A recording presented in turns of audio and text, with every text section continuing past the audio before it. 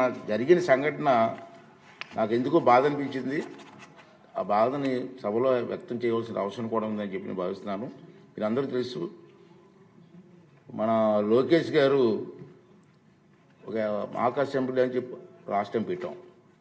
ఎందుకు పెట్టామంటే మినిస్టర్ గారి ఉద్దేశం ఏంటంటే, చంద్రబాబు నాయుడు గారి ఉద్దేశం ఏంటంటే, పిల్లల్లో కూడా అసెంబ్లీ అంటే ఏమిటి, అసెంబ్లీలో మన ప్రజాప్రతినిధి పనితీరు ఏంటి అని ఒక అవగాహన తీసుకురావాలని చెప్పి మంచి ఉద్దేశంతో పెట్టారు. బ్రహ్మాండంగా సక్సెస్ఫుల్ అయింది.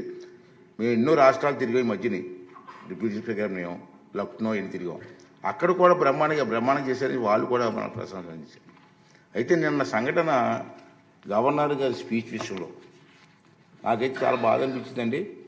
ఇది సభలో మాట్లాడితే ప్రజలకు కూడా వెళ్ళవలసిన అవసరం ఉందని నేను భావించాను. అందుకే చెప్తున్నాను, మీకు ఆల్పర్మిషన్ చెప్తాను. మన అందరం బాధ్యత గల ప్రజాప్రతినిధులు. ప్రజలు ఎంతో నమ్మకంతో మనకు ఓటేసి ఇక్కడ పంపించారు. వేలాది మంది పోటీ పెడితే కేవలం 175 మందిమే ఇక్కడ కూర్చొని అరుదైన గౌరవం మనకు దక్కింది.